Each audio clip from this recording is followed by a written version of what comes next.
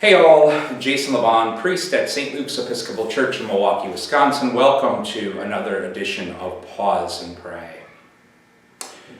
When I served as a Roman Catholic priest, I had the blessing of serving in parishes with schools, and it was always a delight and a joy to pop into the school, sometimes to interrupt classrooms. The kids were just always a breath of sanity in the midst of very crazy and busy days. It was a real blessing to be invited in to some of their theology and religion classes, and it was a real gift to have sort of open Q&As with the kids, everything you wanted to ask a priest but maybe never got the chance to. Always led to some thought-provoking, soul-provoking questions and conversations. And I'll never forget once when I was in a first grade classroom, and a little boy raised his hand to ask me a question. And he said, "Father Jason, why when you go to church do you have to sit so far apart from everybody else?" Good question. It was a large Catholic parish, sat about 700 people, and I sat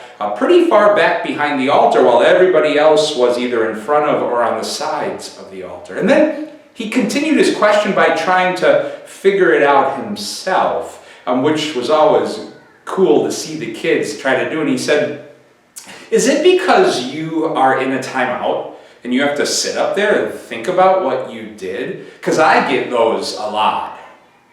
And I couldn't help but break out in laughter. The teacher was shaking her head in disbelief, but it was a great way to try to figure out the question, and something I so needed. Yet another reason why I loved stepping into the school on such a regular basis, because us clergy, when we put the collar on, we can be put on a pedestal by people who know not a thing about us and our lives. And honestly, we can eat that up, that kind of escape from reality and being put on a pedestal.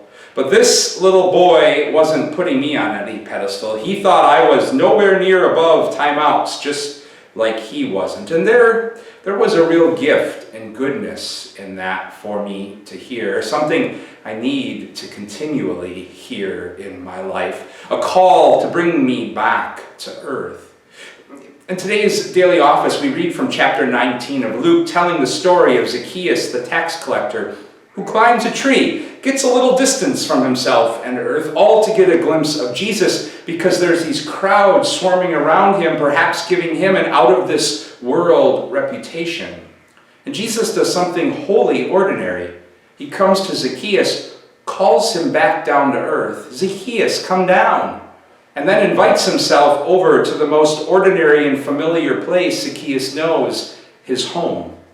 And there, after being called back to earth in the familiarity of his own home, the text says that's when salvation came. A wonderful gift to pause and pray about today in our own lives. The many ways we encounter God calling us back to earth. Maybe it's in the gift of children who reveal to us what life is really about after we come home from a long day lost in work's hecticness, meetings, and all that goes with it. Or maybe it's experienced in partners and dear friends who know all of our flaws and yet love us anyways. Or for me, it's so often experienced in Blue, who's happy to greet me even if I've only been gone 10 minutes and could care less about my failures or my successes that day, or whatever title I might prefer other people use when referring to me.